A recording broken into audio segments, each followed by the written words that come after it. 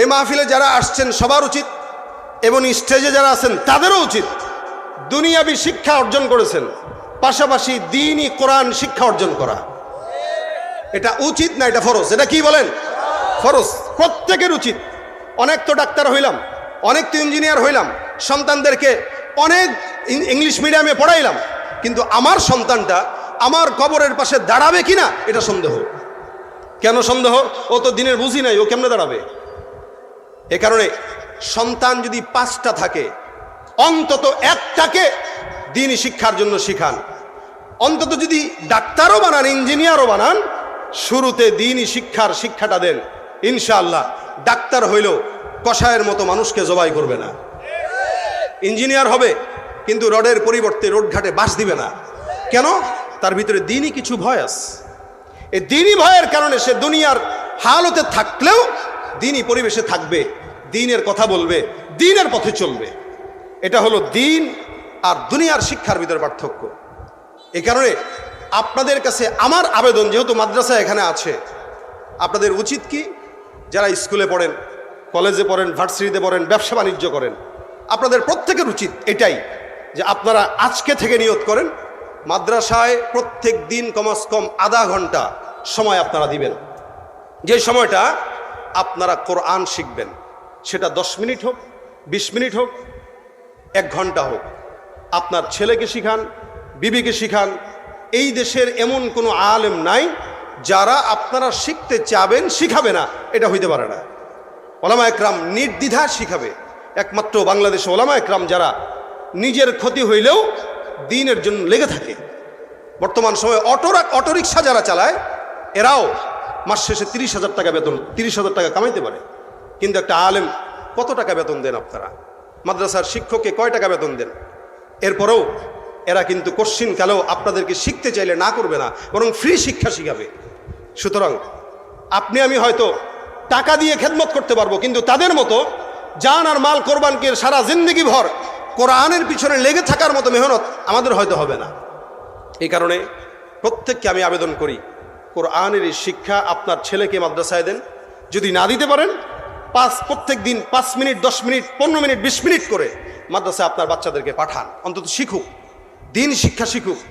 এখানে আপনার স্কুলের ছেলের পড়ে, তাকে শিখায় দেন। যারা ব্যবসা বাণিজ্য করতেছেন, সারা জিন্দগি শিখতে পারেন নাই, কিয়ামতের ময়দানে আল্লাহ পাক রব্বুল আলামিনের হাবিব বলেন, কেউ যদি কোরআন শিখেও সে যদি জবান এলোমেলো করে পড়ে, অর্থাৎ পড়তে পারে না, ভুল পড়ে, এই ভুল পড়লেও প্রত্যেকটা অক্ষরের বিনিময়ে আল্লাহ পাক তাকে 10টা করে নেকি দান করবেন। এটা কোরআনের ফয়সালা, এটা কোরআনের মুজিজা। এজন্য আমরা কোরআন শিখতে চাইতো, ইনশাআল্লাহ প্রত্যেকে চাইতো কোরআন শিখবো, কোরআন বুঝবো এবং কোরআন অনুযায়ী আমল করব। আল্লাহ পাক সে আমল করার তৌফিক দান করুক, বলেন আমিন। ভাইরা আমার, আল্লাহ পাক রব্বুল আলামিন আপনাকে আমাকে দামি যেহেতু বানিয়ে দিয়েছেন, এই কারণে দামি একটা গ্রন্থ দিয়ে দিয়েছেন। দামি বান্দা যে কোনো জিনিস পড়েই কিন্তু জান্নাতে যেতে পারবে না। যার কারণে আল্লাহ পাক রব্বুল আলামিন এই বান্দার চলাচল কেমন হবে, যেহেতু বান্দা দামি, যে কোনো পথে বান্দা চললে বিপদগামী হওয়ার সম্ভাবনা আছে, যে কোনো রাস্তায় বান্দা গেলে বিপদগামী হওয়ার সম্ভাবনা আছে। যার কারণে আল্লাহ পাক রব্বুল আলামিন পবিত্র কোরআনকে আপনার আমার জন্য দিয়েছেন। বান্দা তুমি কেমনে চলবা, কেমনে ঘুমাবা, কেমনে রাষ্ট্র পরিচালনা করবা, কেমনে রাজনীতি করবা। এ মুসলমান সমাজের কিছু মানুষ মনে করে কোরআনে মনে হয় জান্নাত জাহান্নামের কথাই আছে, রাজনীতির কথা নাই। কিন্তু আল্লাহর কোরআনটা এমন একটা কোরআন, যেই কোরআনে সংসার থেকে শুরু করে সংসদ কিভাবে চলবে সব উল্লেখ আছে না নাই? সব কিছু টোটাল জীবন ব্যবস্থা, এটা টোটাল জীবন ব্যবস্থা এটা। এই কারণেই তো আল্লাহ পাক নবী করিম সাল্লাল্লাহু আলাইহি সাল্লামকে জানিয়ে দিয়েছেন, আল ইয়াউমা আকমালতু লাকুম দীনাকুম ওয়া আতমামতু আলাইকুম নি'মাতি ওয়া রাদিতু লাকুমুল ইসলাম দীনা। সব পূর্ণ করে দিয়েছি আমি দ্বীনকে। দ্বীনের ভিতরে এমন কোনো কিছু নাই যেটা নাই, সব কিছু এটার ভিতরে আছে। অর্থাৎ এটা কেউ ঘরে রাখবে তো ঘর শান্তি, কেউ সংসদে রাখবে তো সংসদ শান্তি। কথা বলেন ঠিক কিনা? এটা কোথায় এমন কোনো জায়গা নাই যেখানে এটার কাজে লাগে না, প্রত্যেকটা জায়গাতে এটা কাজে লাগে। কিন্তু আমরা এটাকে বাদ দিয়া আজকে কুফরি মতবাদকে সমাজের ভিতরে প্রতিষ্ঠা করার জন্য আমরা চেকে বসেছি এবং এটার পিছনে আমরা গরু ছাগলের মতো দৌড়ানো শুরু করে দিয়েছি। কুফরি মতবাদ আমাদের কাছে পছন্দ লাগে, আল্লাহর দ্বীন পছন্দ লাগে না। যার কারণেই যারাই ক্ষমতার পালা বদলে এই পর্যন্ত যত বছর দেখেছেন বাংলাদেশের, তত বছরে কোরআন যেহেতু ইসলামে ছিল না, এই কোরআন যেহেতু এই দেশের আইনে ছিল না, রাষ্ট্রীয় আইনে ছিল না, কোরআন অনুযায়ী যেহেতু দেশ চলে নাই, এই কারণে এত বছর পর্যন্ত দেশের পরিচালনায় যারাই ছিল কেউ শান্তি আনতে পারে নাই। কিয়ামত পর্যন্ত চলাবে, শান্তি আনতে পারবে না, পারবে না, পারবে না। কেন পারবে না? কোরআনকে বাদ দিয়া দেশে কেন? ছোট্ট একটা ঘরেই তো শান্তি মিলবে না, গোটা দেশে কেমনে শান্তি মিলে? ছোট্ট ঘরেও যদি কোরআন না থাকে ওই ঘরে শান্তি মিলে না। সেখানে এত বড় রাষ্ট্র, এই রাষ্ট্র পরিচালনার ক্ষেত্রে শান্তি আনার জন্য কোরআনের বিকল্প কোনো কিছু আছে? কথা বলেন, আছে? তার মানে কোরআনকে যারা দূরে ঠেলে তারা কি মুসলমান না বেঈমান? সমাজের ভিতরে আল্লাহ পাক কোরআনকে দামি বানিয়ে দিয়েছেন। কোরআনের কারণে এই কাঠটা দামি, কোরআনের কারণে গিলাফটা দামি, কোরআনের কারণে বিল্ডিং দামি, কোরআনের কারণে 7 বছরের বাচ্চা দামি, কোরআনের কারণে জায়গা দামি হয়ে গেছে। যেই জায়গাটা একটা সাধারণ মাঠ, ওই জায়গাটার ব্যাপারে পয়গম্বর বলেন, আল্লাহ পাক রব্বুল আলামিনের হাবিব বলেছেন, কোন মজমায় যদি কোরআনের আওয়াজ হয়, আল্লাহর নবীর আওয়াজ হয়, আল্লাহর নবী বলেন ওই মজমাটাকে আল্লাহর ফেরেশতারা চতুর্দিক থেকে ঘেরাও করে রহমত বর্ষণ করে। সুবহানাল্লাহ। ওটা জান্নাতের বাগান হয়ে যায়। কিসের বরকতে? বলেন না, কিসের বরকতে? একটা বাজার, ওই বাজারেও যদি কোরআনের আড্ডা জমে, কোরআনের মজমা জমে, বাজারটাও আল্লাহ পাক খানিক সময়ের জন্য জান্নাতের বাগান বানায় দেন। ভাইরা আমার, আল্লাহ পাক রব্বুল আলামিনের হাবিব এই কারণেই বলেছেন কোরআনের মজমা এত দামি, কোরআন তেলাওয়াতের মজমা, কোরআনের চর্চার মজমা এত দামি।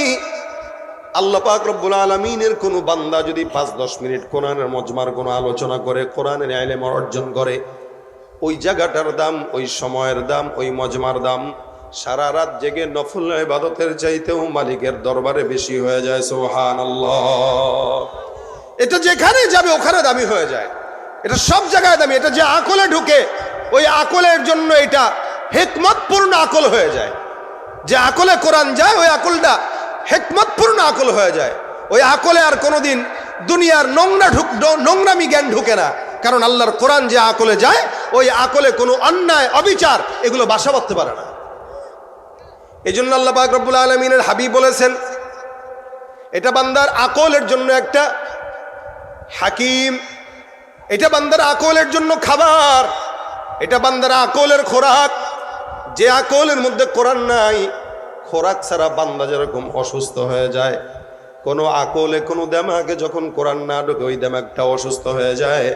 আমাদের সমাজে যারা অধিকাংশ রাজনীতিবিদরা আছে, এদের দেমাগে কোরআন না থাকার কারণে তাদের দেমাগটাও অসুস্থ, যার কারণে সমাজে চুরি ডাকাতি সন্ত্রাসী বেশি। ঠিক কিনা জোরে বলে? কোরআন দিয়া যদি সমাজ পরিচালনা হতো, চুরিও বন্ধ হতো, সন্ত্রাসীও বন্ধ হতো, দুর্নীতিও বন্ধ হতো, চাঁদাবাজও বন্ধ হয়ে যেত। কথা বলে না? এই কথার সাথে দ্বিমত আছে আপনাদের? যারা এই পর্যন্ত চালিয়ে এসেছে আমরা দেখেছি, কোরআন ছাড়া চালিয়েছে, কেউ শান্তি দিতে পারে নাই। আগামীতেও যদি কেউ চালায় শান্তি দিতে পারবে না কিয়ামত পর্যন্ত। আমি আপনাদেরকে সময় দিয়ে দিলাম। যাদের হাতে যায় ক্ষমতা, দেশ যেন বাপের ভিটা, রাখতে চেয়ার শুরু করে বিদেশিদের পাচাটা। যাদের হাতে যায় ক্ষমতা, দেশ যেন বাপের ভিটা, রাখতে চেয়ার শুরু করে বিদেশিদের পাচাটা। বিদেশিদের কথা মতো চালায় ওরা নিজের দেশ, দেখতে দেখতে গোল্লায় গেল আমার সোনার বাংলাদেশ। মুসলমানের দেশটা মোদের আছে খাতা কলমে, দোষের দোষী যে বাজারে শাস্তি পায় যে আলেমে। কেন জানেন? আলেমরাই কোরআন মানে। এ কারণে যত অপরাধ এদের উপর দিয়েই দেয়, আবার স্ক্রিপ্ট সাজায় সাজায় নাটক বানায়, আমাদেরকে বুঝায়। গাজীপুরের ঘটনা দেখে আমরা সেটাই বুঝতে পারছি।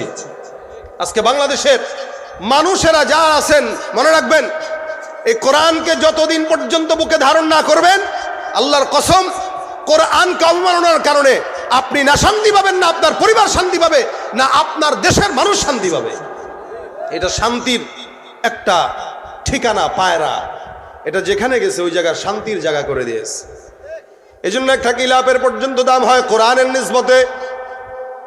সামান্য একটা 20 টাকা 50 টাকার কাপড়ের গিলাফ, এই গিলাফটার দাম কোনো হয় না যতক্ষণ পর্যন্ত কোরআনের সঙ্গে না মিলে। কিন্তু গিলাফ যখন বানানো হয়, এটা যখন পায়ে লাগে বান্দারা চুমু খায়। ব্যাপারটা বুঝতাম না, এত ছোট্ট একটা কাপড়ের টুকরা, এতক্ষণ পর্যন্ত তোমরা চুমু খাও নাই, এখন কেন চুমু খাও? তার মানে কোরআনের সংস্রবের কারণে এটার দাম বেড়ে গেছে না কমে গেছে? হাফেজে কোরআনের দাম শুধু কোরআনের সংস্রবের কারণে হয়। একটা মানুষের গায়ের সঙ্গে যদি কারো পা লেগে যায়, পা লাগলে সালাম দেয় কি দেয় না? কখনো দেয়, কখনো দেয় না। আর যদি হাফেজে কোরআনের গায়ে পা লেগে যায়, 10 বার সালাম দেয়, কারণ এই ছেলেটা হাফেজে কোরআন। এই মুসলমান, এই কারণে কোরআনটা যেই দিলে থাকে ওই দিলটা আল্লাহ দামি বানায় দেয়। কোরআনটা যেই ঘরে থাকে ওই ঘরটা দামি হয়ে যায়। আল্লাহ পাক বলেন এটা এমন একটা কিতাব, যেই কিতাবে আয়াতের শুরু থেকে শেষ পর্যন্ত একটা জায়গাতেও কোনো ভুল সন্দেহ প্রকাশ করা যাবে না। যালিকাল কিতাব লা রাইবা ফীহি হুদাল লিল মুত্তাকিন।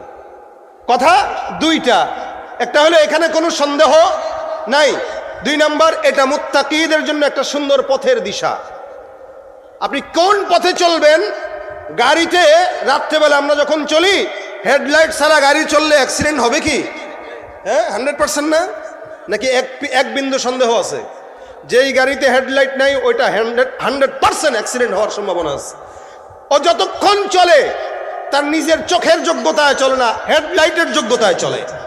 হেডলাইট যদি না থাকে, চোখ দিয়ে দেখবেন লাইট আছে, আলো আছে, যত দূর চোখ যায় ড্রাইভার তত দূর চলতে পারে। অর্থাৎ কত দূর? ঢাকার থেকে কক্সবাজার রওনা দিবে, কক্সবাজার পর্যন্ত গাড়ির হেডলাইটটা কাজ করে, তার মানে এই রাতের অন্ধকারে ড্রাইভারটা কক্সবাজার পর্যন্ত চলে যায়।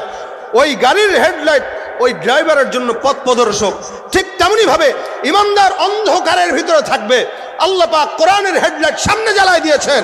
এই হেডলাইট যতক্ষণ থাকবে কোনো ইমানদার কোনোদিন বিপদগামী হতে পারে না, হবেও না। কারণ হেডলাইট সামনে আছে, হেডলাইট সামনে জ্বালানো আছে। এটা কোনোদিন, এই হেডলাইট যতক্ষণ থাকবে, ব্যাটারি যতক্ষণ থাকবে, ততক্ষণ এই হেডলাইটের আলোতে ইমানদার চলবে। আর কেউ যদি ইচ্ছা করে হেডলাইটটা বন্ধ করে, অর্থাৎ কোরআন বন্ধ করে রেখে দিল, যা এই কোরআন তো মসজিদের জন্য, এটা তো মাদ্রাসা।